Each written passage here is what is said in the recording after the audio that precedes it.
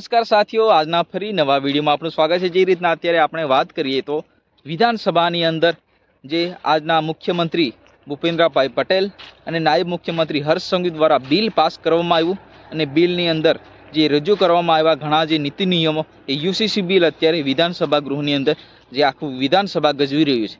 કારણ કે અન્ય વિપક્ષના નેતાઓ આ બિલનો ઘણો વિરોધ કર્યા છે। જે રીતના ચેતર વસાવા હોય, કોંગ્રેસના નેતાઓ હોય, અન્ય વિપક્ષના નેતાઓ આ બિલનો ઘણો વિરોધ કર્યા છે। પરંતુ આ બિલ અત્યારે જે વિધાનસભા ગૃહની અંદરથી પસાર થઈને રાજ્યપાલ પાસે જશે, રાજ્યપાલ પછી રાષ્ટ્રપતિ પાસે મોકલી આપશે અને ત્યાં મોહર વાગશે। ત્યારબાદ આ જે બિલ છે એ આખા ગુજરાતની અંદર લાગુ પડવાનું છે।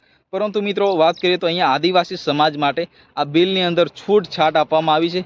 બાકી અન્ય સમાજ, મુસ્લિમ સમાજ હોય, ખ્રિસ્તી સમાજ હોય કે પછી હિન્દુ, જૈન, બૌદ્ધ, અનેક સમાજ માટે આ બિલની અંદર સમાન નાગરિકતા, સમાન જે નિયમો, નીતિ નિયમો, તમામ જે નિયમો છે આ બિલની અંદર દરેક સમાજ માટે એક નિયમ લાગુ કરવામાં આવ્યો છે ખાસ કરીને।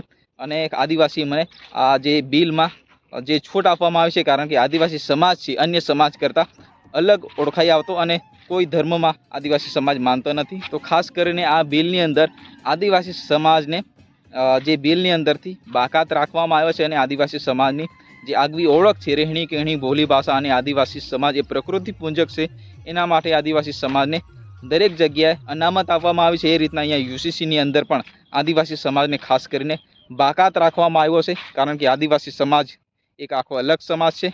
તો મિત્રો એ રીતના અહીંયા યુસીસીની અંદર દરેક જે નિયમો છે અહીંયા લાગુ કરવામાં આવ્યા છે ખાસ કરીને, અને ક્યાંક ને ક્યાંક આદિવાસી સમાજને અહીંયા છૂટ આપવામાં આવી છે। મિત્રો યુસીસી કાયદાની અંદર જે સમાન નાગરિકતા આપવામાં આવે છે, જે રીતના બે પત્નીઓ કરવી એ ગુનો છે।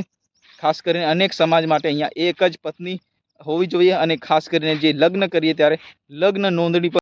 તો મિત્રો અહીંયા મુસ્લિમ સમાજમાં એક પત્ની કરતાં વધુ પત્નીઓ સાથે લગ્ન કરવા એમાં જે સમાજની અંદર રિવાજો ચાલતા હતા, પરંતુ અહીંયા યુસીસી કાયદાની અંદર તમામ જે નિયમોને ફોકટ રાખવામાં આવે છે અને ક્યાંક ને ક્યાંક જે યુસીસી કાયદાની અંદર જે સમાજને મુસ્લિમ સમાજને આવરી લેવામાં આવ્યા છે અને ખાસ કરીને એમના સમાજમાં રિવાજો ચાલતા હતા તમામ જે નીતિ નિયમો અહીંયા યુસીસી કાયદાની અંદર સમાવેશ થયા છે અને ક્યાંક ને ક્યાંક હવે મુસ્લિમ સમાજ એક પત્ની કરતાં વધુ પત્નીઓ જો કરશે તો દંડ એમને ભોગવવાનો વારો આવશે અને ક્યાંક ને ક્યાંક જેલમાં પણ જવાનો વારો આવશે।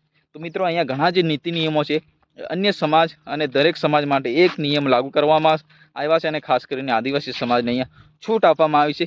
અને ક્યાંક ને ક્યાંક અહીંયા એટલા માટે છૂટ આપવામાં આવી છે કારણ કે આદિવાસી સમાજ એ નબળો છે અને ક્યાંક ને ક્યાંક પહેલેથી આ આદિવાસી સમાજને બંધારણની અંદર પણ અનેક જગ્યાએ એમને રિઝર્વો બેઠકો આપવામાં આવી અને ક્યાંક ને ભણતરમાં હોય, શિક્ષણમાં હોય, અનેક જગ્યાએ આદિવાસી સમાજને જે છૂટ એટલા માટે આપવામાં આવી છે કારણ કે આદિવાસી સમાજ પહેલેથી ખૂબ નબળો અને જે ગરીબ પરિસ્થિતિમાં જે સમાજ છે એના માટે એમને દરેક જગ્યાએ એમને અનામત આપવામાં આવે છે। તો મિત્રો ખાસ કરીને અહીંયા જે યુસીસી બિલની અંદર પણ આદિવાસીઓને ક્યાંક ને ક્યાંક બાકાત રાખવામાં આવ્યા છે અને આદિવાસી સમાજને આ નીતિ નિયમો લાગતા નથી, એ ખાસ ધ્યાન રહ્યું અને ખાસ કરીને આદિવાસી સમાજ માટે રાહતના સમાચાર કહી શકાય।